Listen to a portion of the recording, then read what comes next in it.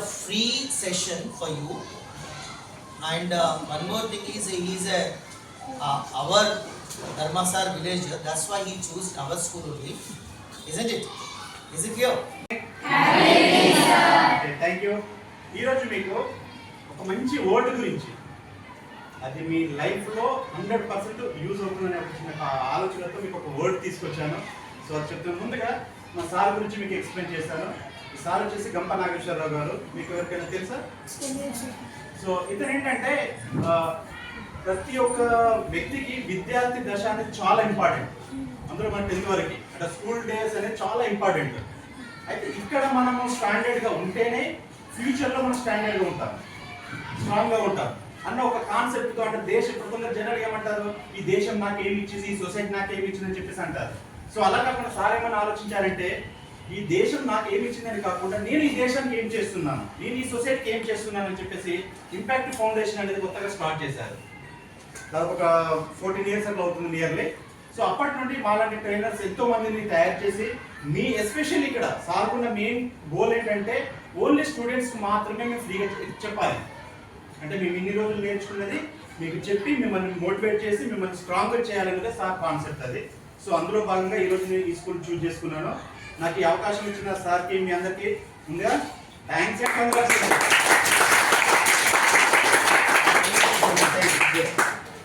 ముందుగా మనం ఒక చిన్న స్టోరీతో స్టార్ట్ చేద్దాం. ఈ స్టోరీ దాదాపు మీకు అందరికీ వినే ఉంటారు ఒకనొక సందర్భంలో, బట్ దాన్ని మరొకసారి విని అందులో ఉన్న మోరల్ వాల్యూ ఏంటి అనేది మనం గ్రహించాలి. ఒక శిల్పి ఏం చేశాడు, ఒక ప్లేస్ నుంచి 2 స్టోన్స్ తీసుకొచ్చి ఫస్ట్ ఒక స్టోన్ను మనం తన శిల్పంతో చెక్కడం స్టార్ట్ చేశాడు. స్టార్ట్ చేసి ఒక 2 దెబ్బలు కొట్టుతోనే రాయి అనేది పగిలిపోయింది. పక్క పెట్టేసాడు. మళ్ళీ రెండో దాన్ని స్టార్ట్ చేసాడు. రెండో దాన్ని కొడుతున్నప్పుడు అది తట్టుకుంది. ఓకే, నేను అట్లా కంటిన్యూ చేసిండు. ఒక మంచి విగ్రహం లాగా తయారు చేసిండు. తీసుకెళ్ళి ఒక మన టెంపుల్లో పెట్టేసాడు. ఈ ఫస్ట్ స్టోన్ నుంచి చూసారా, పగిలిపోయిన స్టోన్, దాన్ని ఏం చేసాడు, కింద గ్రౌండ్ ఫ్లోర్ లాగా అంటే మన మార్బల్స్ లాగా చేసి కింద వేసాడు. సెకండ్ స్టోన్ ఎక్కడ పెట్టాడు, ఒక విగ్రహం లాగా టెంపుల్ చేసి ఒక విగ్రహం లాగా పెట్టాడు. అప్పుడు అక్కడ అందరు భక్తులందరూ వచ్చేసి విగ్రహాన్ని ఒకరు స్టార్ట్ చేశారు, పూజలు చేయడం ఒకరు స్టార్ట్ చేస్తారు. మరి ఇక్కడ తొక్కేది ఎవరిని ఫస్ట్. అంటే ఇక్కడ దీన్ని బట్టి మనకు అర్థమైంది ఏంటి, ఎవరైనా ఒకరు లేచి చెప్పండి. ఇప్పుడు నేను చెప్పిన ఈ స్టోరీలో మీకు అర్థమైన విషయం ఎవరైనా ఎన్ని పట్టుకోండి. ఈ స్టోరీ చాలా మందికి తెలుసు, నేను కొత్తగా ఏం చెప్పట్లేదు, కొంచెం మార్చి చెప్పాను అంతే, పెద్దగా నేను దీనిలో మార్చింది ఏం లేదు. ఓకే, అంటే దీన్ని బట్టి మనకు తెలిసింది ఏంటంటే, ఉలి దెబ్బకు బాధపడితే శిల్పంగా మారదు, దున్నేటప్పుడు బాధపడితే భూమి కడుపులో బంగారం పండదు. అలాగే ఒక ఉపాధ్యాయుడు కొట్టాడనో తిట్టాడనో ఉపాధ్యాయుని మీద ద్వేషం పెంచుకుంటే ఏ విద్యార్థి అభివృద్ధిలోకి రాడన్నది దీని యొక్క మెసేజ్.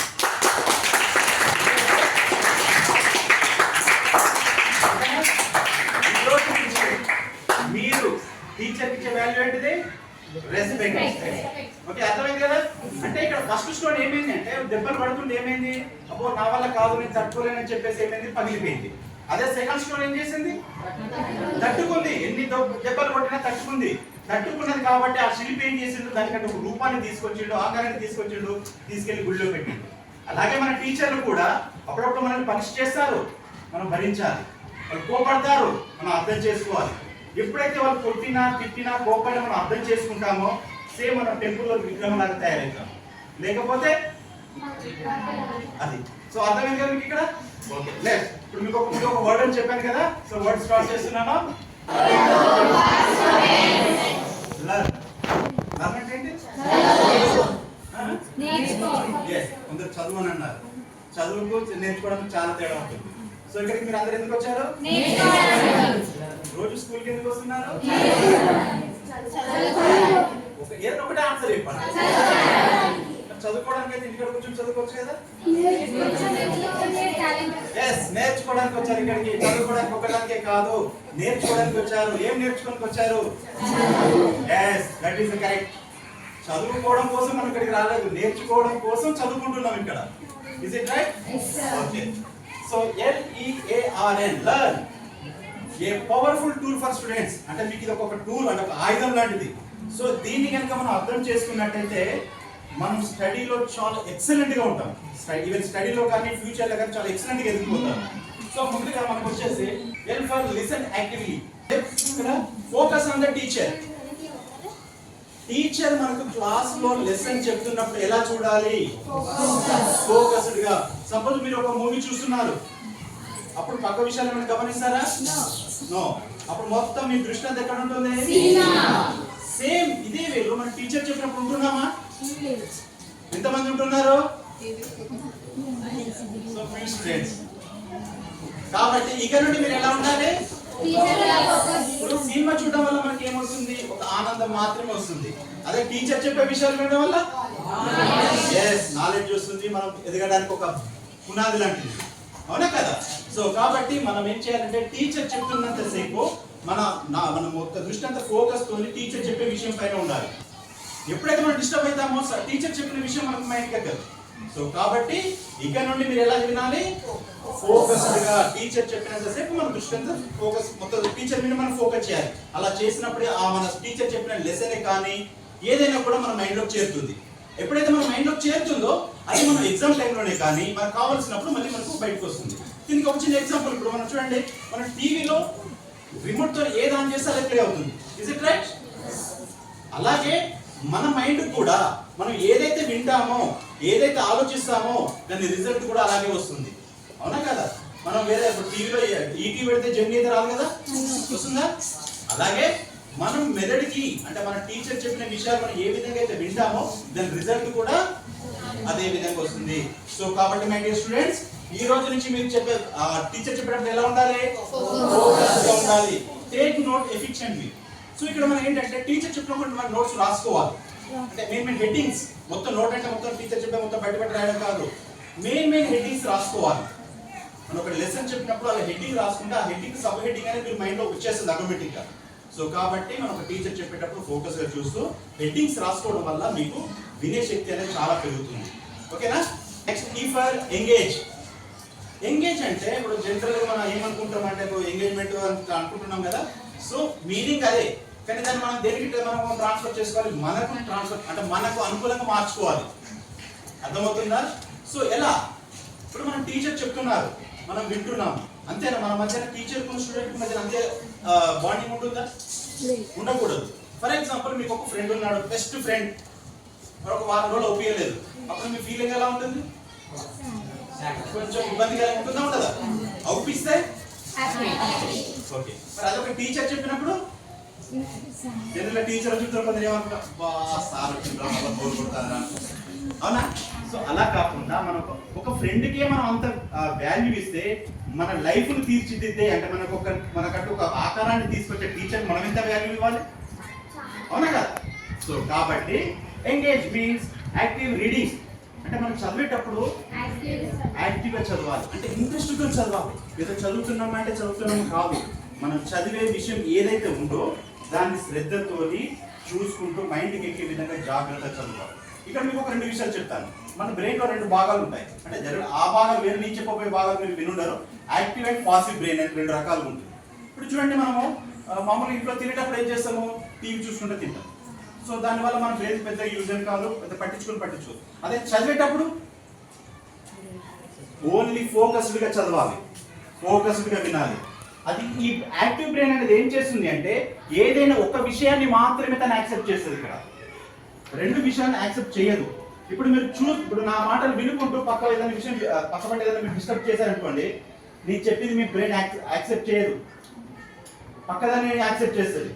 సో అంటే మన బ్రెయిన్ ఒకేసారి 2 పనులు చేయదు. అంటే కొన్ని విషయాల్లో చేస్తుంది, అది వేరే విషయం ఇక్కడ చెప్పేది, అది కాదు. ఇక్కడ మనకు కావాల్సింది ఏంటంటే మనం ఏదైతే చేస్తున్నామో దాన్ని ఒకే దాని మీద ఫోకస్ చేయాలి. ఒకేసారి 2 పనులు ఇప్పుడు చెప్తున్నట్టుగా టీచర్ లెసన్ చెప్తున్నప్పుడు టీచర్ ఫోకస్ దాన్ని ఫోకస్ చేయాలి. అంతేతప్ప పక్కవాడు డిస్టర్బ్ చేసిన ఇలా కాకుండా అట్లా చేసినప్పుడు మన బ్రెయిన్ లో ఫీడ్ అవుతుంది. Is it right? Okay. Next వచ్చేసి ప్రాక్టీస్ అండ్ అప్లై. ఇప్పుడు మనం ఏదైనా ఒక లెసన్ చెప్పారు, వాళ్ళు సార్ ఒక లెసన్ చెప్పారు, వెళ్ళిపోయారు, దాన్ని మనం ఏం చేయాలి? ప్రాక్టీస్ చేయాలి. సో ప్రాక్టీస్ చేయకుండా మనకు వస్తుందా? సో ఈవెన్ నేను కూడా ఇప్పుడు మా ఇంపాక్ట్ ఉన్నప్పుడు మేము ట్రైనింగ్ తీసుకున్న టైంలో మేము కూడా ప్రాక్టీస్ చేస్తున్నాము.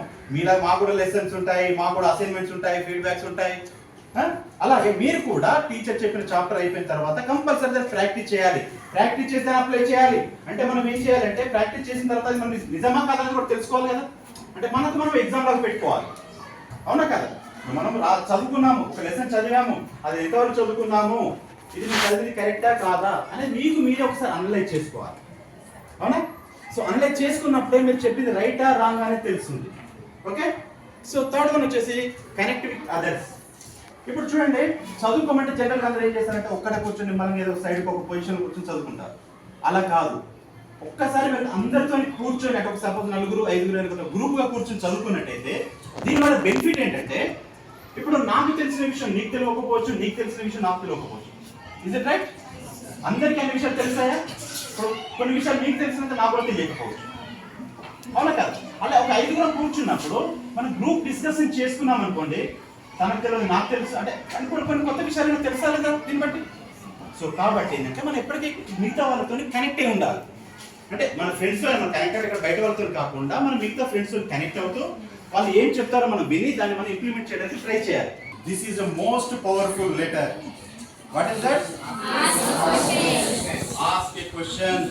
ఇక్కడనే మన లైఫ్ స్టార్ట్ అయ్యేది ఈ ఒక్క వర్డ్ తోని. సో జనరల్ గా ఏ ఫర్ యాపిల్ అనేది మనకు స్కూల్ స్టార్టింగ్ లో మనం ఫస్ట్ నేర్చుకునేది ఏంటిది? A for Apple. సో కానీ ఇక్కడ నేర్చుకోవాల్సింది ఏంటిది? Ask question.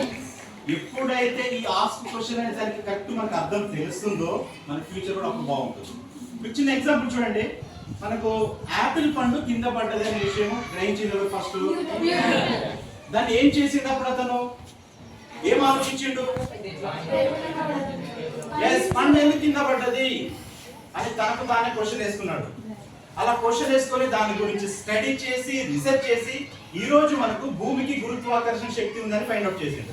Is it right? అలాగే తర్వాత మన శ్రీనివాస రామానుజన్ మ్యాథమెటిక్స్ లో కొన్ని ఫార్ములాలు కూడా తయారు చేసిండు. అవునా కదా? మనకు ఒకటి చిన్న ఎగ్జాంపుల్ అండి, మన లోకల్లో అంటే మన తెలంగాణలో జరిగిన సంఘటన ఏంటిది? మాలవతి పూర్ణ. ఎంతమంది తెలుసు మాలవతి పూర్ణ గారు? అని పడును ఎవరు వినలేదా? మన తెలంగాణలోని నిజామాబాద్ డిస్ట్రిక్ట్ లో మన పాకాల చిన్న విలేజ్ లో ట్రైబల్ ఏరియా, ఒక ఆటవిక ప్రాంతం అంటే మామూలు గ్రామంలో నుంచి వచ్చిన అమ్మాయి 13-14 మీ ఏజ్ ఇంచుమించు ఇబెటియన్ మౌంట్ 8,848 కిలోమీటర్ల ఎత్తున్న మౌంట్ ఎవరెస్ట్ శిఖరాన్ని అధిరోహించింది. First youngest lady.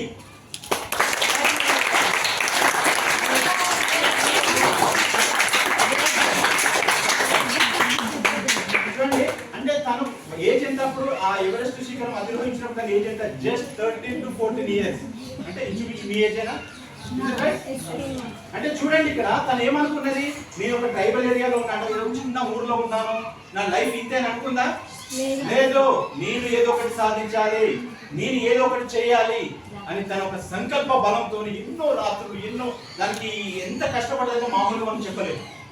సో ఒకసారి మీరు యూట్యూబ్ తెలుసుకున్నట్టయితే యూట్యూబ్ ఒకసారి మాలవతి యూట్యూబ్ సెర్చ్ చేయండి, దాని బయోపిక్ మొత్తం మీకు తెలుస్తుంది. సో చూడండి, అంటే ఇక్కడ నేను చెప్పబోయే టాపిక్ ఏంటంటే మెయిన్ విషయం ఏంటంటే మనలో కూడా ఒక అద్భుతమైన శక్తులు ఉంటాయి, ప్రతి వ్యక్తిలో ఉంటాయి. ఇప్పుడు ఆమె ఒక్కరితో గొప్పనా? కాదు, మనం అందరం గొప్పే. కాకపోతే ఇక్కడ మనకు డిఫరెన్స్ ఎక్కడ వస్తుంది? తను క్వశ్చన్ చేసుకునేది మనం క్వశ్చన్ చేయట్లేదు. కాబట్టి మనం కూడా మనకి మనం క్వశ్చన్ చేసుకోవాలి. ప్లస్ అంటే ఇక్కడ లైఫ్ లో క్వశ్చన్ చేసుకోవాలి, ఒకటి క్లాస్ లో కూడా క్వశ్చన్ చేయాలి, అది కూడా చెప్తాను మీకు. కాబట్టి మన లైఫ్ లో మనం ఏంటి అసలు? నేను ఎందుకు స్కూల్కి వస్తున్నాను, ఏం చేయడానికి వస్తున్నాను, ఏం చేయాలి చివరిగా? అవునా కదా? వస్తున్నామంటే వస్తున్నాం, పోతున్నామంటే ఎలా? కరెక్ట్ అట్లా చేయడం కాదు కదా? కాబట్టి ఇక్కడి నుంచి మీరంటూ ఆలోచించండి. ప్రతి వ్యక్తిలో ఎంతమంది ఉన్నారు? కొందరు స్పోర్ట్స్ లో పైకి వస్తారు, కొందరు వేరే గేమ్స్ లో పైకి వస్తారు. ఒక్కొక్కరికి ఒక్కొక్క టాలెంట్ అయితే డెఫినెట్గా ఉంటుంది. ఇందులో టాలెంట్ లేని వాళ్ళు భూమి మీద ఎవరు ఉన్నారండి? ప్రతి ఒక్కరికి ఏదో టాలెంట్ ఉంది. ఆ టాలెంట్ ను మనమే క్వశ్చన్ చేసుకోవాలి. అసలు నాలో ఏముంది, నేను ఏం చేసి నేను బయటకు చూపించుకోగలుగుతాను అని మనమే క్వశ్చన్ చేసుకోవాలి. అప్పుడే మీలో ఏ పవర్ ఉందనేది బయటకు వస్తుంది. ఆ పవర్కి మాలాంటి వాళ్ళు, టీచర్స్ లాంటి వాళ్ళు మిమ్మల్ని పవర్ఫుల్గా తయారు చేస్తారు. అవునా కదా?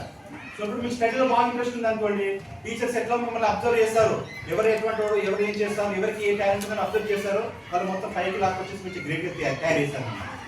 సో సో కాబట్టి ఇది నుంచి మీకు మీరు ఆలోచించుకోండి, అసలు నేనేంటి, హూ ఆమ్ ఐ, నేను ఎవరిని, అసలు నాలో ఏముంది. ఓకేనా? ఇక నుంచి అలా అనుకుంటారు ఒకసారి. ఇక్కడ నుంచి మీరు ఒక్కసారి ఆలోచించండి, నేనేంటి, నాలో ఏముంది, నేను ఏం చేయాలి అని మీకు మీరు క్వశ్చన్ తీసుకోండి. ఓకే, సెకండ్ క్వశ్చన్ వచ్చేసి ఎట్లా అంటే, మనము ఒక చాప్టర్ సార్ చెప్పారు, చెప్పిన తర్వాత జనరల్గా మనం సార్ అడిగినప్పుడు ఏం చేస్తారు, అందరూ మొహమాట పడుతుంటారు. అంటే నేను ఇప్పుడు సార్ని ఏదైనా క్వశ్చన్ అడిగితే అంటే పక్క వాళ్ళు ఏమనుకుంటారు అనుకుంటారు. అవునా? ఎంతమంది ఫ్రీగా ఓపెన్గా సార్ చాప్టర్ అయిపోయిన తర్వాత సార్ అడుగుతారు, ఎవరికైనా డౌట్ ఉందా అని ఎవరైనా అడిగినప్పుడు ఎంతమంది ఓపెన్గా చెప్తారు, అడుగుతారు ప్రశ్న, ఏదైనా డౌట్ ఉంటే చూసిన ఇక్కడ మీకు డౌట్. ఇదే ఈ ఎగ్జాంపుల్ మీకు అందుకే చెప్పారు. ఇక్కడ మనకు ఒకటి బాగా స్టూడెంట్స్ మీరు ఒకటి బాగా అర్థం చేసుకోండి, తెలుసుకోండి.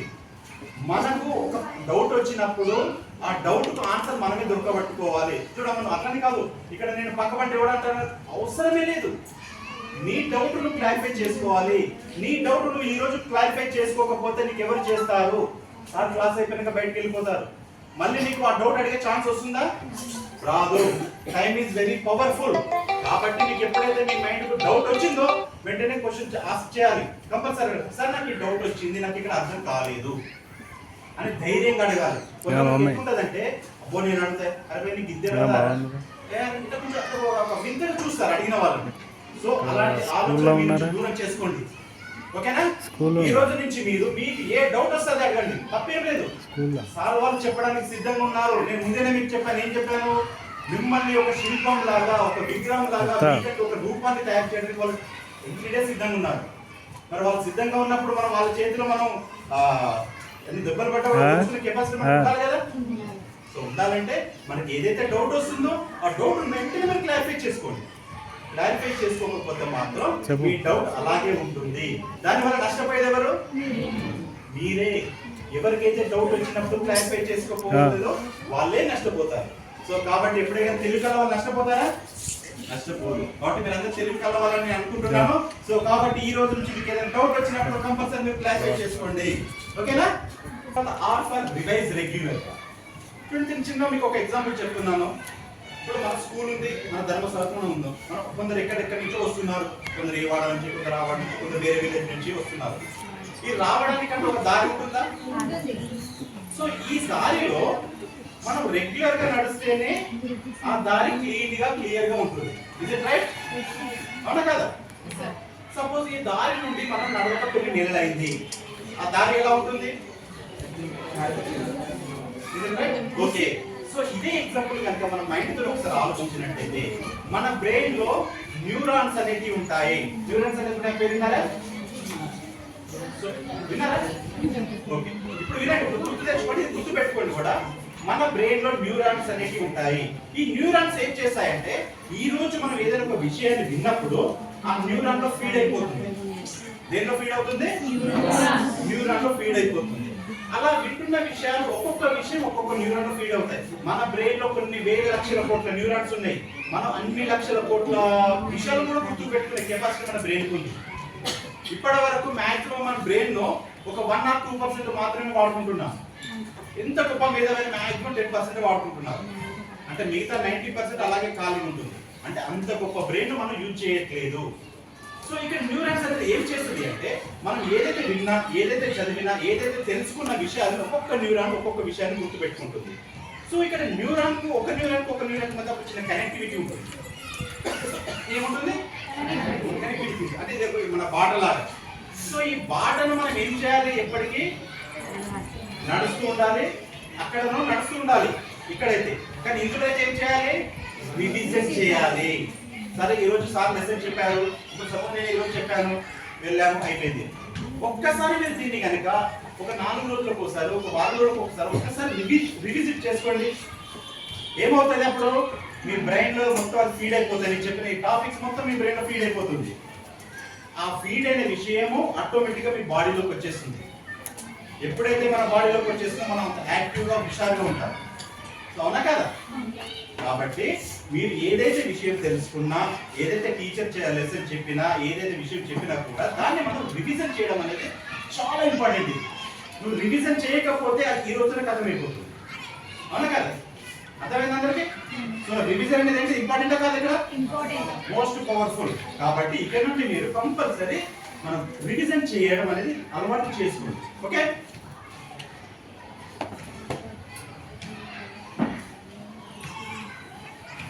ఎన్ ఫర్ నోట్ టేకింగ్, నోట్స్ రాసుకోవాలి. ఈ నోట్స్ రాసుకోవడం అనేది చాలా మంచి అలవాటు, అవునా కదా? సో ఎందుకంటే ఇప్పుడు సార్ మనకు ఒక లెసన్ చెప్పారు, చెప్పిన తర్వాత ఇంటికి వెళ్ళక మనం ఏం చేస్తాం, ఏం రాసుకుంటాము, పేర్ నోట్స్. దాంతో పాటు కొంచెం సమ్మరైజ్ రాసుకోవాలి. ఎట్లా సమ్మరైజ్ మీన్స్ ఏంటంటే హెడ్డింగ్స్. ఈ హెడ్డింగ్స్ మనం గుర్తుపెట్టుకొని రాసుకోవాలి. ఒక లెసన్ చెప్పినప్పుడు ఆ లెసన్ మొత్తం గుర్తుపెట్టుకోవాలంటే కొంచెం ఇబ్బందిగా ఉంటుంది. కాబట్టి ఆ లెసన్ లో మెయిన్ పాయింట్స్ ఏంటి. ఇప్పుడు ఫర్ ఎగ్జాంపుల్ నేను మీకు లర్న్ అనే ఒక వర్డ్ చెప్పాను, ఇందులో మెయిన్ కంటెంట్ మెయిన్ హెడ్డింగ్ ఏంటి చెప్పండి, ఎవరికి ఎన్నిబడి ఒకరి చెప్పండి. ఇప్పుడు నేను ఇంతసేపు మీకు చెప్పాను కదా ఒక వర్డ్ గురించి, ఇందులో మెయిన్ హెడ్డింగ్ నిల్చొని చెప్పాలి, కూర్చొని చెప్పడం కరెక్ట్ కాదు. ఎన్నిబడి నిల్చొని చెప్పాలి. Yes, L for learning, listening, that means listening. L for listening, E for engage, ask questions. ఇది మెయిన్ హెడ్డింగ్ అండి. దీన్ని మనం సమ్మరైజ్, దీన్ని ఏమంటారు సమ్మరైజ్ చేయడం. అంటే ఈ లెటర్స్ గుర్తున్నాయి అనుకోండి, అటు కూర్చో, ఈ లెటర్స్ మనకు గుర్తుంటే మిగతా టాపిక్ గుర్తుకొస్తుందా రాదా? ఇప్పుడు ఎల్ ఫర్ లిసనింగ్ అని చెప్పాను. ఎప్పుడైతే ఎల్ ఫర్ లిసనింగ్ అని ఈ లిసనింగ్ అనే వర్డ్ మనకు మైండ్ లో గుర్తుండిపోయిందో ఆటోమేటిక్ గా లిసనింగ్ కింద ఉన్న కంటెంట్ అనేది మనకు గుర్తుకొస్తుందా రాదా? సో ఇలా మనం ఒక లెసన్ చెప్పినప్పుడు ఆ లెసన్ లో మెయిన్ హెడ్డింగ్ ఏంటి, ఆ హెడ్డింగ్ అనేది మనం ఒకసారి నోట్స్ లో రాసుకుని మనం వారానికి ఒకసారి అప్పుడప్పుడు మన మధ్యలో దాన్ని రివైజ్ చేయడం వల్ల మన మైండ్ లో ఫీడ్ అవుతుంది. అది మనకి ఎగ్జామ్ మూమెంట్ లో మనకు చాలా బాగా ఉపయోగపడుతుంది. ఓకేనా? సో అలాగే ఆర్గనైజ్ ఇన్ఫర్మేషన్. ఇప్పుడు చూడండి, ఇప్పుడు మనము ఒక లెక్చర్ చెప్పి ఒక టీచర్ చెప్పి ఒక విషయం కాదు, ఆర్గనైజ్ అంటే మనం కొన్ని విషయాలు బయట నుంచి కూడా కొన్ని తెలుసుకోవాలి. ఏం చేయాలి, బయట నుంచి కూడా కొన్ని విషయాలు తెలుసుకోవాలంటే మనం బయట ఏం జరుగుతుంది అవి కూడా మనం అప్పుడప్పుడు తెలుసుకుంటూ ఉపయోగపడి. ఇప్పుడు మీరు ఇంతకు ఒకటి చెప్పాను, మాలవ పూర్ణ గారి గురించి అడిగాను, ఎవరికి తెలియదన్నారు. తన గురించి కొన్ని న్యూస్ ఛానళ్ళు ప్రత్యేకంగా విలేజ్కి వెళ్ళి ఆ పాకాలని విలేజ్కి వెళ్ళి నేషనల్ ఇంటర్నేషనల్ న్యూస్ ఛానల్స్ కూడా అసలు పాకాల ఊరికి అసలు రూటే కరెక్ట్ లేదు, దారే కరెక్ట్ లేదు, అక్కడికి కూడా పెద్ద పెద్ద న్యూస్ ఛానల్ తన దగ్గరికి వెళ్ళింది. న్యూస్లలో చాలా హడావిడి జరిగింది. సో మీ అందరూ తెలియాలి. అందుకే నేను ఏమంటున్నానంటే అప్పుడప్పుడు మన న్యూస్ అనేది కూడా కొంచెం మనం ఫాలో కావాలి. ఇప్పుడు జనరల్గా మనం మామూలుగా వేరే ఫేస్బుక్ వాట్సాప్ ఇవి కాకుండా న్యూస్ ఛానల్ కనుక మనం ఏం చేయాలి, ఫాలో కావాలి. కొన్ని విషయాలు కొత్త విషయాలు తెలుసుకోవాలి. అంటే మనకు అది ఉపయోగపడుతుందా లేదని కూడా మనం అర్థం చేసుకుని తెలుసుకున్నట్టయితే మనకి ఇలాంటి సందర్భంలో కానీ వాళ్ళని చూసి మనం మోటివేట్ అవుతాం. అంటే ఇప్పుడు మీకు అనిపించవచ్చు, ఎవరికైనా అనిపించిందా, ఇప్పుడు ఒక మానవ పూర్వలాగా నేను కూడా తయారవ్వాలి ఎవరికైనా అనిపించిందా? అంటే ఎవరెస్ట్ శిఖరం ఎక్కువ నేను అనట్లేదు, తన నేను కూడా ఒక ప్రత్యేకత చూపించుకోవాలని ఎవరికైనా అనిపించిందా? అది మీ మైండ్లో అలాగే పెట్టుకోండి.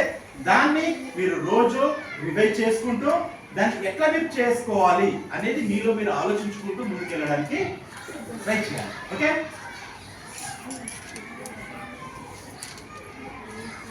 ఈ ఇంపార్టెంట్ ఈ టైం మేనేజ్మెంట్ అనేది మీకు చాలా ఇంపార్టెంట్. సో ఎందుకు అంటే ప్రతి ఒక్కరు ఏమంటారు అంటే చదువుకోమంటే నాకు టైం లేదు, రాసుకోమంటే టైం లేదు అంటారా అన్నారా? ఏదైనా పని చెప్తే నాకు టైం లేదంటారు, అవునా? సో అలా కాకుండా మనకు టైం చాలా ఉంది, మనకు టైం చాలా ఉంది. ముందుగా మనం ఫస్ట్ ఏం చేయాలంటే టైం మేనేజ్మెంట్ లో మనం ఫస్ట్ చేయవలసిన పని ఏంటంటే సెట్ రియలిస్టిక్ గోల్స్. ఇప్పుడు ఫర్ ఎగ్జాంపుల్ మీ అందరి గోల్ ఏంటిది? ఏంటి? నిల్చొని మంచి క్లియర్ చెప్పండి. మీరు మీలో మీరు గుర్తు పెట్టి నాకు ఇది అర్థమైతే నిల్చొని ఎవరైనా చెప్పేవాళ్ళు నిల్చొని చెప్పండి.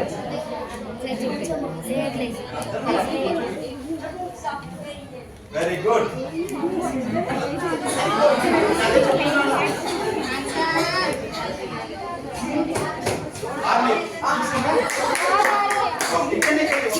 మనం చేసే పెద్ద మిస్టేక్ ఏంటంటే ఇప్పుడు చూడండి, వీళ్ళిద్దరిని నేను చాలా అప్సెట్ చేశాను. ఎందుకు అంటే చూడండి, ఇప్పుడు ఇంత మందిలో మీ అందరికీ అంటే చెప్పాలి అని చెప్పేసి అనిపించింది, కానీ చెప్పలేకపోయారు. ఇది మీలో ఉన్న పెద్ద వీక్నెస్. కాబట్టి దీన్ని మీరు మొత్తం ఏం చేయాలి, తీసి పక్కన పెట్టేసేయాలి, అవునా? ఇక్కడ నుంచి మీరు పక్క పెడతారా? ఇప్పుడు చూడండి, ఇప్పుడు మిగతా వాళ్ళలో కూడా నాకు తెలిసి కొంతమంది ఫేస్ లో అబ్జర్వ్ చేస్తున్నారు. కొంతమందికి నేను కూడా చెప్తే బాగుండు ఫీలింగ్ ఉంది, బట్ నిజం చెప్పాలంటే ఏమనిపిస్తుంది? అప్పుడు నేను చెప్తా పక్కడు ఏమన్నా అనుకుంటాడు, పక్కడు నవ్వుతాడు కావచ్చు. అరే ఎవరు నవ్వుకుంటే మనకేం భయం? అది తను చెప్పే 100% కరెక్ట్.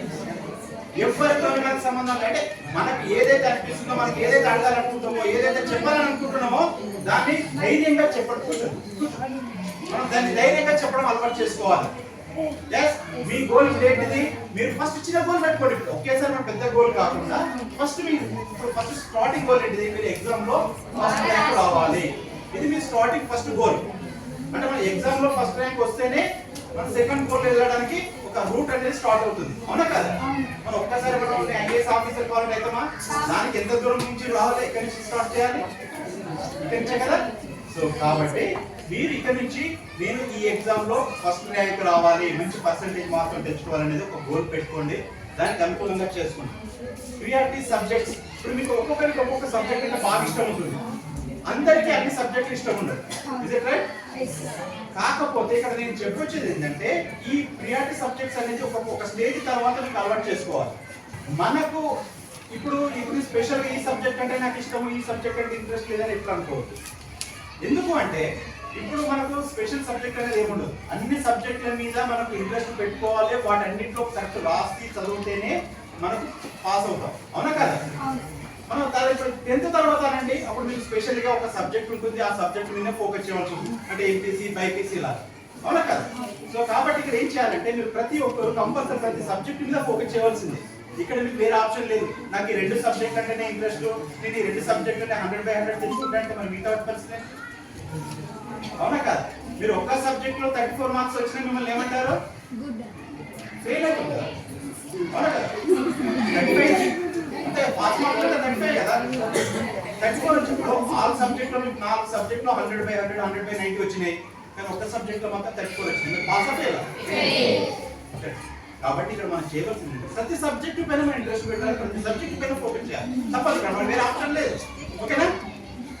తర్వాత వచ్చేసి మనకు ఎలిమినేట్ డిస్ట్రాక్షన్స్. ఇక్కడనే మనం చాలా మంది ఇబ్బంది పెట్టుకుంటాం. ఇప్పుడు కూడా నేను మిమ్మల్ని అబ్జర్వ్ చేస్తున్నాను. చాలా మంది మిమ్మల్ని నేను ఏదో చెప్తామని పోతున్నా పక్కన కూర్చోరని చెప్పాను.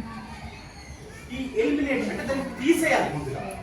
ఇక్కడి నుంచి మీరు ఫస్ట్ మీకు ఏం చేయండి అంటే ఎవడని ఏమని అంటారు, వాడు టీచర్ ఏమైనా చేయాలి. నేను ఏదైతే అడగానో అడుగుతాను. బస్ అయితే ఈ డిస్ట్రాక్షన్ అంటే ఇలాంటి చిన్న చిన్న ఇబ్బందులను మనం తీసిపడేయాలి. అవునా కదా? తీసిపడేయకపోతే ఎవరికి నష్టం?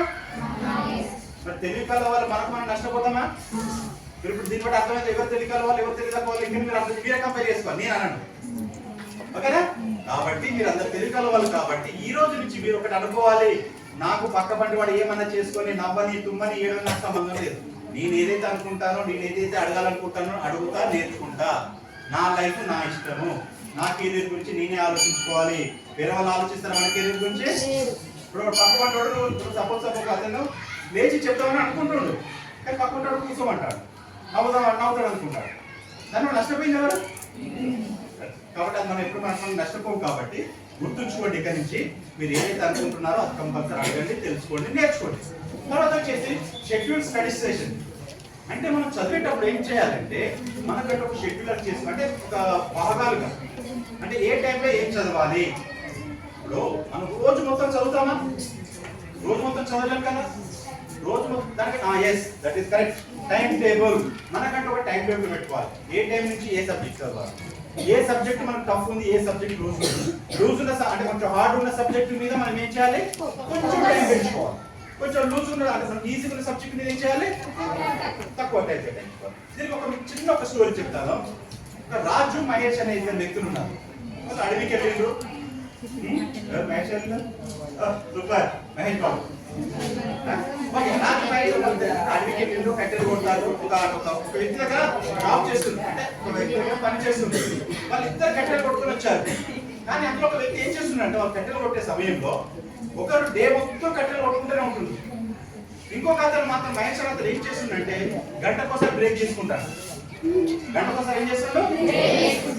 ఆ రాజు అనే వ్యక్తి ఏం చేస్తుండో డే మొత్తం మార్నింగ్ 9 నుంచి ఈవినింగ్ 6, 7 దాకా కంటిన్యూగా కట్టెలు కొడుతూనే ఉన్నాడు. కానీ మహేష్ ఏం చేస్తాడు, గంటకోసారి 2 గంటలకోసారి ఏం చేస్తుండో బ్రేక్ తీసుకుంటూ తప్పుకుంటున్నాడు. కానీ తన యజమాని, తన ఓనర్ ఎవరైతే ఉన్నారో ఎవరికి శాలరీ ఎక్కువ ఇస్తారు? మీరు ఎవరు అనుకుంటున్నారు? మహేష్ అన్న వాళ్ళు ఎంతమంది హ్యాండ్ రైజ్ చేయండి. ఎందుకు రీజన్ చెప్పండి. Actually Mahesh correct. మహేష్ కి శాలరీ ఎక్కువ వస్తుంది, మహేష్ కి ఇన్కమ్ ఎక్కువ వస్తుంది.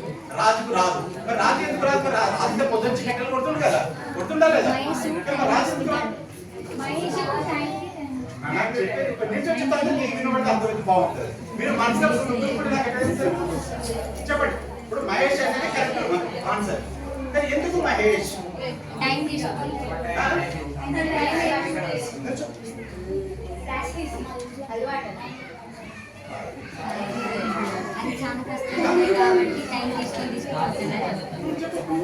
చెప్పమ్మా. అది చాలా కష్టం ఉన్నది కాబట్టి టైం తీసుకుంది. మరి టైం తీసుకున్నప్పుడు మనకు అతనికి శాలరీ తక్కువ కాదు కదా. టైం మెయింటైన్ చేస్తాను. బాయ్స్ ఎక్కడ గర్ల్స్ కి చాలా సార్లు వేసారు. మరి మీ బాయ్స్ నుంచి చెప్పు. ఇదే వద్దని ఎవరైనా చెప్తారా? నేను రాదు, జస్ట్ నేమ్, ఒక ఎగ్జాంపుల్ నేమే, అతనికి కాదు. ఓకే సరే, నేనే రివ్యూ చేస్తాను. రాజు చెప్తావా? రాజు మహేష్ కు డిఫరెన్స్ ఏంటంటే, రాజు పొద్దు నుంచి సాయంత్రం దాకా కట్టెలు కొడుతూనే ఉన్నాడు. కానీ మహేష్ ఏం చేస్తుందంటే గంటకు ఒకసారి తన గొడ్డలిని షార్ప్ చేస్తుంది.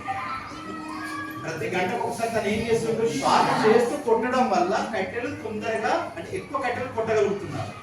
కానీ రాజు ఏం చేస్తుండు? పొద్దుటి నుంచి సాయంత్రం వరకు అదే గొడ్డలి అదే చేతులతో అదే కంటిన్యూ చేస్తుండు. కానీ గొడ్డలి కొంత సమయం వరకే షార్ప్ గా ఉంటుంది, అవునా కదా?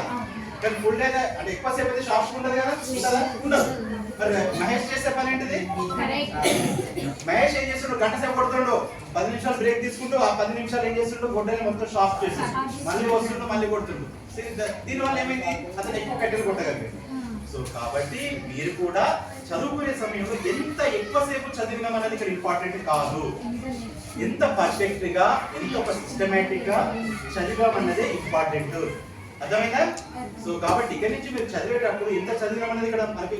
కొందరు అంటారు, సార్ నేను పొద్దు నుంచి సాయంత్రం కూడా చదువుతూనే ఉంటాను అంటారు. లాభం ఏముంది? దానికి మధ్య బ్రేక్ అనేది ఇవ్వాలి. బ్రేక్ టైంలో ఏం చేయాలి? దాన్ని మనం ఎంతవరకు చదువుతుంది, ఒక 1 అవర్ సేపు చదువుకున్నాను అనుకోండి, ఒక పావు గంట బ్రేక్ తీసుకోవాలి. ఈ బ్రేక్ టైంలో మనం ఏం చేయాలి? రివిజన్ అని ఎవరన్నా కట్టుకోవడం. కరెక్ట్. అంటే కొద్దిగా మనం ఈ చదివిన ఒక్కసారి మనం రివైండ్ చేసుకోవాలి. నేను ఏం చదివాను ఇంతసేపు? ఇక్కడ మహేష్ ఏం చేసిండు? గొడ్డలి షాప్ చేసిండు. ఇక్కడ మీరేం చేస్తారు? కరెక్ట్. కాబట్టి ఎప్పుడైతే అలా మీరు రివిజన్ చేసుకుంటూ రివైండ్ చేసుకుంటూ కనుక చదువుతారో అప్పుడే మీరు చదివిన విషయం అనేది మీ బ్రెయిన్ లోకి పర్ఫెక్ట్ గా వెళ్తుంది. మీరు ఎగ్జామ్ టైంలో పర్ఫెక్ట్ గా రాయగలుగుతారు. ఓకేనా? అర్థమైంది కదా? Take a break. అదే చెప్పాను కదా, టేక్ ఏ బ్రేక్ అంటే మనం మధ్య మధ్యలో బ్రేక్ తీసుకోవాలి. ఓకే, చివరిగా ఒక చిన్న కథతో నేను ముగిస్తున్నాను. ఒక చీమ, ఇలాంటి కథ అంటే అందరికి ఇష్టమే కదా. ఒక చీమ ఏం చేసిందంటే దానికి బాగా ఉత్సాహంతో ఏం చేసిందంటే, ఇప్పుడు ఒక పాము కుడితే ఏమవుతుంది? పాము కుడితే చనిపోతుంది, తేలు కుడితే కొంచెం చేతి మధ్య బాగుంటుంది. ఈ చీమ కూడా ఒక దుర్బుద్ధి పుట్టింది. ఏం పుట్టిందంటే, నేను కుడితే మనిషి చనిపోవాలి. చీమ కుడితే కూడా నేను చనిపోవాలని ఒక దుర్బుద్ధి పుట్టి, దేవుడా నాకు మంచి వరం ఇవ్వు, నేను కుడితే మనిషి చనిపోవాలని దేవుడు బాగా ప్రార్థించింది. సరే పాపం చిన్న చీమ కదా, సరే పోనీలే దాన్ని మనం ప్రత్యక్షమై మనం కూడా దానికి వరం ఇద్దామని చెప్పేసి దేవుడు ప్రత్యక్షమైంది. ప్రత్యక్షమయ్యేసరికి చీమకి ఎంత తెలుసు?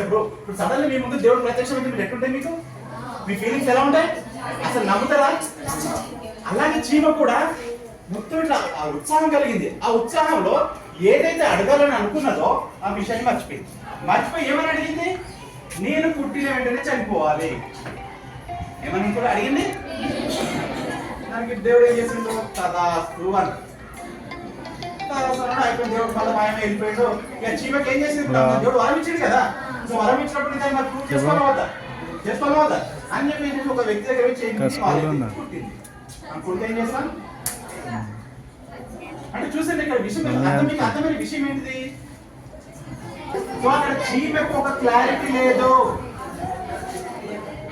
వినండి, చీమకు ఏమి లేదు?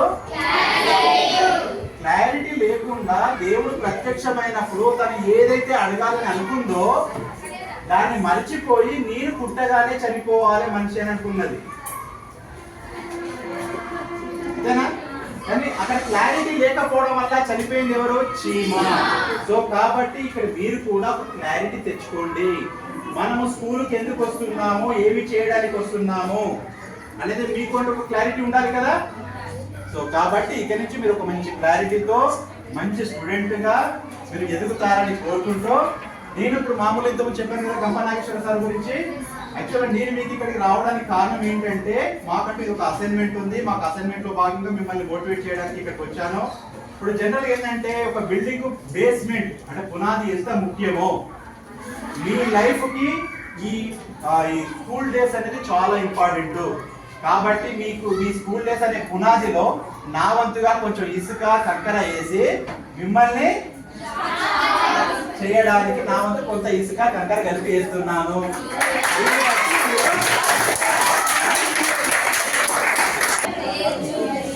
మంచిగా మోటివేషన్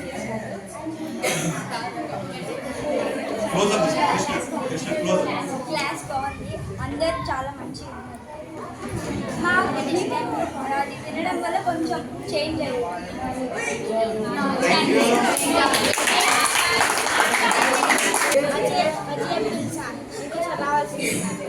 ఇంకా మంచి సక్సెస్ కావాలి, అన్ని సక్సెస్ కావాలని కోరుకుంటున్నాను. Thank you. Today I have heard the lesson of Sadanand sir. It is a motivation speech.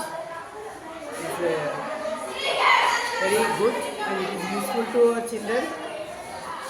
If they follow his lecture and if they follow his advice, they will come up in their lives. So, thank you sir.